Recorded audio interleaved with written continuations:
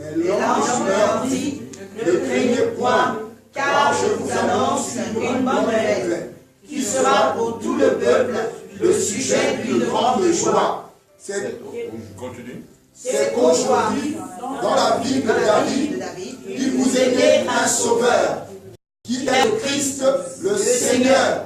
Et voici à quel signe vous le reconnaîtrez. Vous trouverez un enfant emmailloté et couché dans une crèche. Vous allez vous arrêter là. Vous êtes à quel verset? 1, 12. Est-ce que c'est la maman de Jésus qui a donné son nom? Vous pouvez vous asseoir, éminent peuple de Dieu. Est-ce que c'est la maman de Jésus qui a donné son nom? Est-ce que les bergers étaient nécessairement au courant de ce qui s'est passé en Israël? Mais qui les a tenus au courant? Les anges. Dis, je veux le relèvement de mon ange ce matin. Je veux le relèvement de mon ange ce matin. Vous savez, dans une situation chaotique, dans une situation d'impasse, nos sociétés sont des sociétés qui nous vendent tous les jours la peur, la difficulté, la crise économique. Nos gouvernements, pour ceux qui viennent comme moi d'Afrique, sont à 90% corrompus des gens instincts humains. En fait, qui fait montrer au peuple, au milieu d'une génération, ils vivent, qui n'ont pas le droit même d'être humains.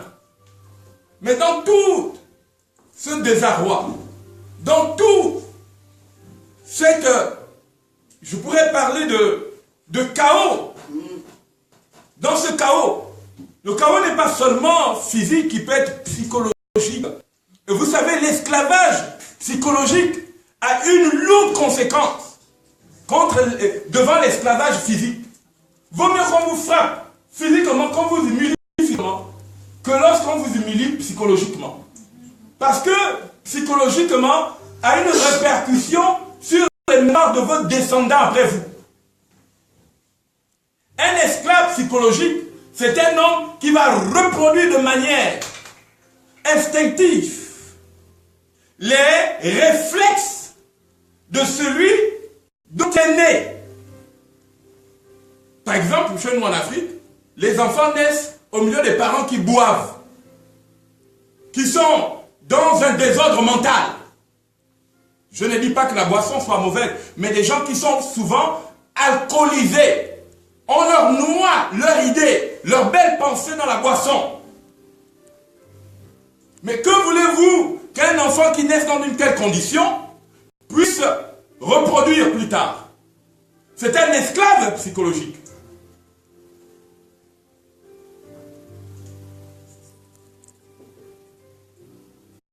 Et la plus grande esclavage psychologique aussi, c'est lorsqu'on te fait croire que Dieu va venir t'aider quand tu vas danser à l'église. Oh Dieu, bon, je dansais, Yahweh, Yahweh, Yahweh. Moi, j'ai connu la danse. J'étais un grand danseur parmi les danseurs dans l'église. Mais je me suis rendu compte que les gens m'ont toujours dit oui. David a dansé devant l'Éternel, c'est pourquoi l'Éternel l'a élevé. C'est faux.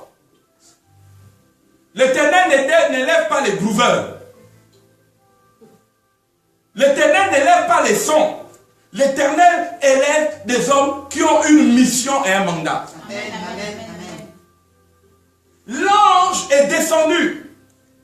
Dans le livre de Luc chapitre 2 à partir de son verset 10, il est venu parler à les hommes ordinaires.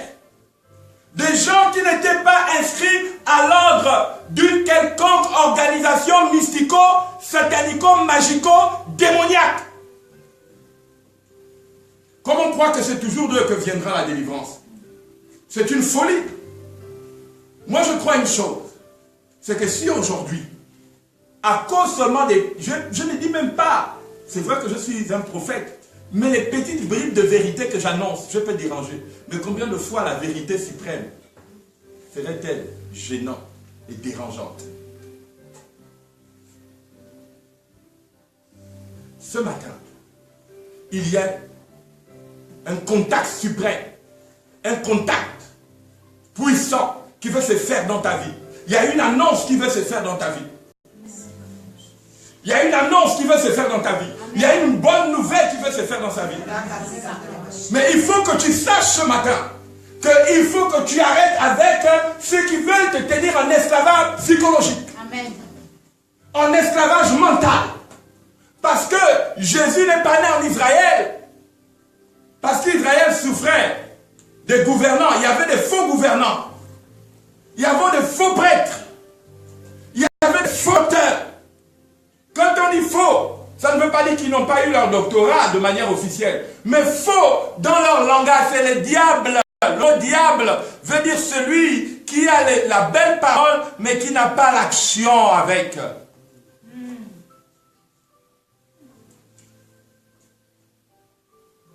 Et ce matin, je voudrais parler au grand esprit. Quel que soit ton âge. Ici, on ne minimise pas le corps de quelqu'un. L'annonce de l'ange a été faite. Pas parce qu'il était adulte. Pas parce qu'il avait un certain pouvoir sur le plan humain, comme les gens ne respectent que l'argent. Quand les gens voient un homme avec beaucoup d'argent, ils disent c'est un sage, voici le sage. Mais l'argent n'a jamais fait de quelqu'un de sage. Regardez ceux qui contrôlent l'argent dans le monde. C'est des impies. Ou bien parce que quelqu'un a une grande église qui commence à bien prêcher, vous pensez qu'il est sage. Non. Peu importe sa nature, qu'il ait une grande église, qu'il ait une petite église, la sagesse, c'est Dieu qui te permet de ne pas brader ton âme. Regarde quelqu'un dit, je ne brade pas mon âme. Je ne brade pas mon âme.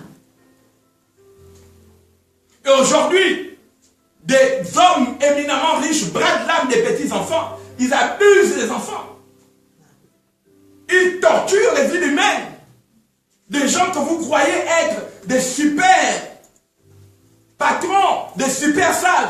C'est des anthropophages, des sorciers, des occultistes, des gens qui appartiennent au lot du 33e degré, des enfants de la pieuvre.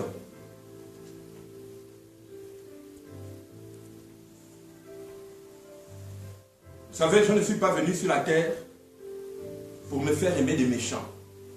Je suis venu sur la terre pour révéler l'ange qui est censé te donner la bonne nouvelle. Amen. Acclame le Seigneur pour ta vie. Amen.